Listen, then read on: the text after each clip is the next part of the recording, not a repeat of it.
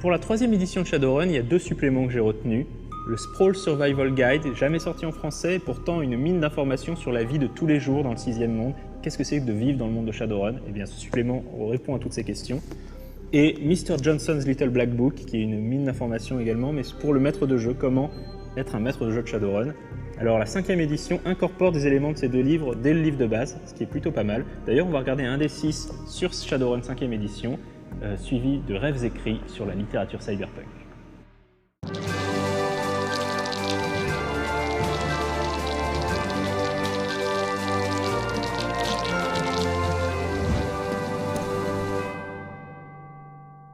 Bonsoir et bienvenue à l'annexe Cyberpunk du Club des Explorateurs de l'Imaginaire Ludique. Shadowrun, ou plus précisément sa 4e édition, a été le tout premier jeu chroniqué dans 1D6 il y a plus de 3 ans déjà. Après 8 ans de bons et loyaux services, cette 4e édition tire sa révérence pour laisser la place à une 5e édition que nous allons donc chroniquer aujourd'hui. Le monde a changé. Certains disent qu'il s'est éveillé. D'autres, plus pragmatiques, diront plutôt qu'il est sacrément parti en sucette. Tout a commencé à la fin de l'année 2011, marquant le changement d'air prophétisé par les Mayas. La naissance de bébés elfes et nains aurait dû nous mettre la narcopuce à l'oreille. Lorsqu'un dragon s'est matérialisé au-dessus du Shinkansen le 24 décembre 2011, il a fallu accepter l'évidence. L'ancienne magie avait fait son grand retour et nous étions désormais dans le 6e monde. Nous sommes désormais en 2075. Les tentaculaires métroplexes sont peuplés de créatures toutes droit sorties de sagas médiévales fantastiques. Le paysage géopolitique a aussi bien changé.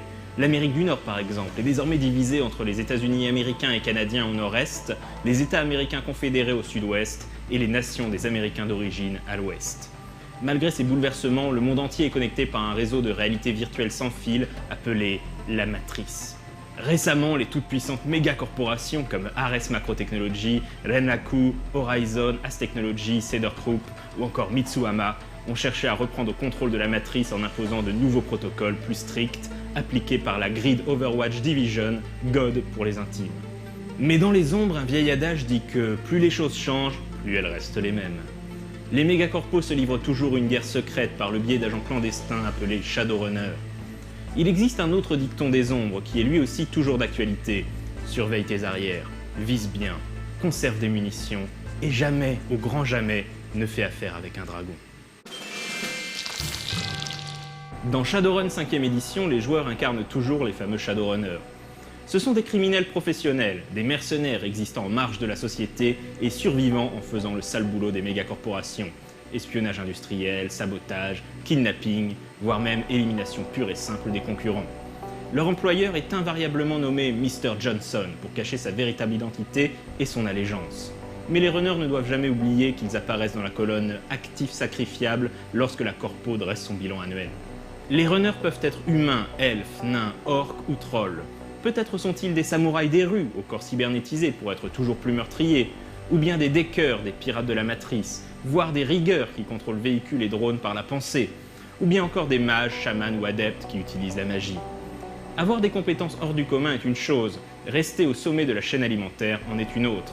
Les runners luttent autant contre le système qu'ils contribuent à le perpétuer. Toute chose a un prix.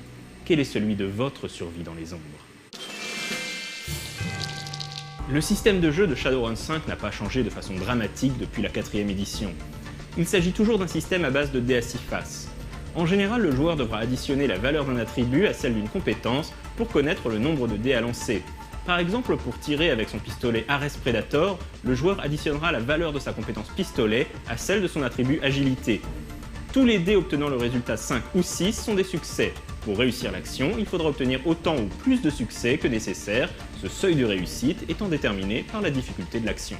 Shadowrun 5 apporte toutefois quelques changements, le plus visible étant la notion de limite. La limite plafonne le nombre de succès qui peuvent être pris en compte. Par exemple, pour reprendre l'exemple du tir avec une arme à feu, la limite sera fixée par la précision de l'arme.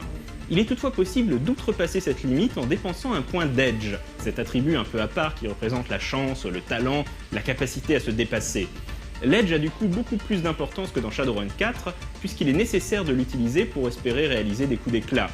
Mais ces points ne se rechargent qu'à la fin d'une aventure, obligeant le joueur à les utiliser intelligemment.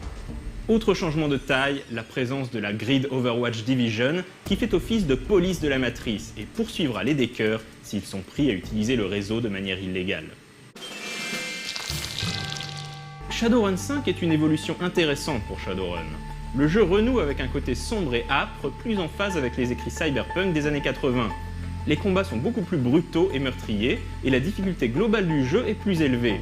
Certains pourraient voir ces changements comme une régression, notamment le fait que la matrice soit à nouveau découpée en grilles locales et globales, comme dans les 3 premières éditions. C'est vrai que cela peut sembler un peu suranné, un peu comme si Shadowrun avait choisi d'assumer son côté rétro-futur. De notre côté, on aime vraiment beaucoup Shadowrun 5, qui fait évoluer le système de jeu, à notre avis, dans le bon sens, et retrouve au passage cette dimension violente et oppressante qui avait un peu disparu de la 4e édition.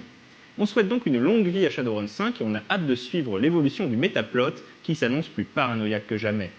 En plus, il faut bien avouer que le livre de règles, tout en couleur, a vraiment la classe. Par ailleurs, le jeu devrait bientôt sortir en français. Quant à moi, je vous dis à bientôt dans les ombres, chummers.